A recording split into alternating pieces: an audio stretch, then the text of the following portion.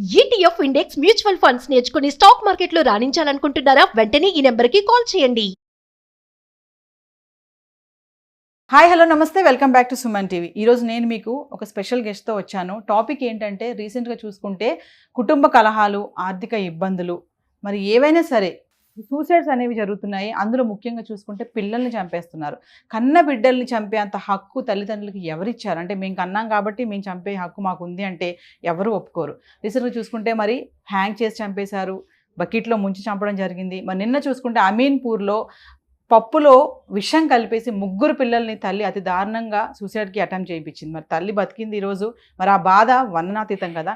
మరి ఈ వీడియో నేను పర్టికులర్గా ఈ గెస్ట్తో చేయాలనుకుంటున్నాను. సో మనతో పాటు ఉన్నారు ట్రాన్స్ ఉమెన్ సంజన భవానీ. భవానీతో మాట్లాడదాం. నమస్తే భవానీ. నమస్కారం మేడం. ఎలా ఉన్నావు? I'm so fine. మీరు? గుడ్. సంజన, నీతో ఈ వీడియో ఎందుకు చేయాలనుకున్నా అంటే గతంలో మనం వీడియో చేసినప్పుడు నువ్వు ఒక మాట అన్నావు నాతో, నాకు బాగా గుర్తుంది. మేడం, మాకు అన్ని టాలెంట్స్ ఉన్నాయి, మేము అందరితో సమానంగా ఉంటాము, పరిగెడతాం, సమానంగా పోరాడతాము, కానీ మా దగ్గర ఒకటే లేదు, పిల్లల్ని కనలేం మేము అని చెప్పావు. సో మరి ఈరోజు కడుపున పుట్టిన పిల్లల్ని అతి దారుణంగా చంపేస్తున్నారు. ఎంత బాధ అంటే వాళ్ళకి ఏం తెలియదు.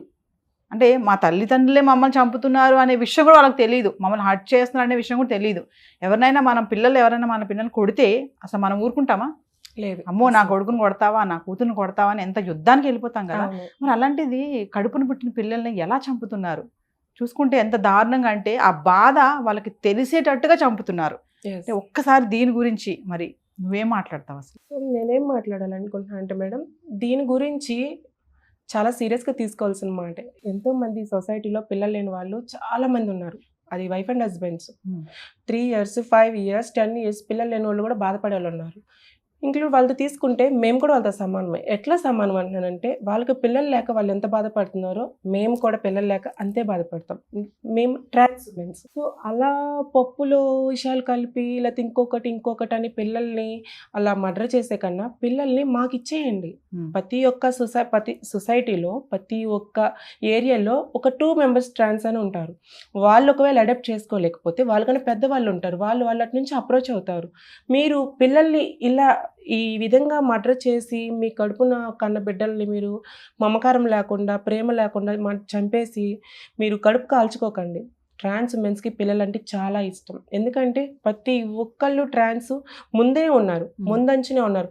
చెప్పాలంటే జెంట్స్ కన్నా లేడీస్ కన్నా ట్రాన్స్ ఉమెన్స్ పై స్థాయిలో ఉన్నారు ఇప్పుడు. సీరియస్లీ మ్యామ్, నేనే ఒక ఆదర్శం.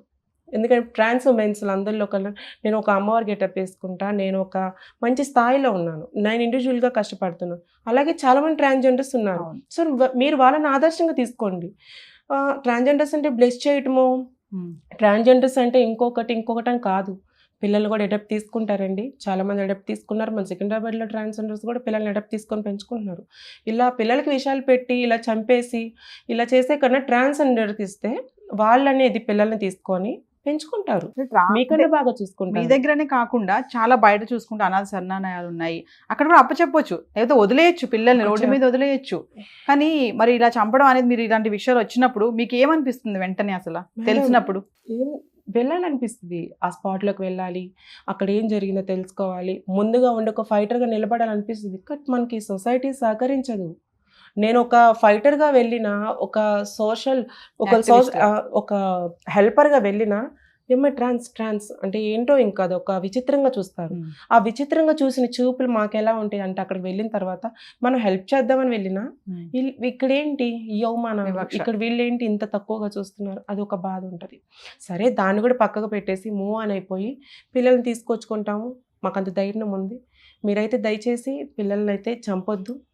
ఇంకొకటి, ఇక్కడ ఇప్పుడు బెట్టింగ్ యాప్స్ సంబంధించి కూడా ఇప్పుడు చాలా మంచి ఇది జరుగుతుంది. బెట్టింగ్ యాప్స్ అనేసి అప్పులు చేసి సూసైడ్ చేసుకుంటున్నారు, హ్యాంగింగ్ చేసుకుంటున్నారు.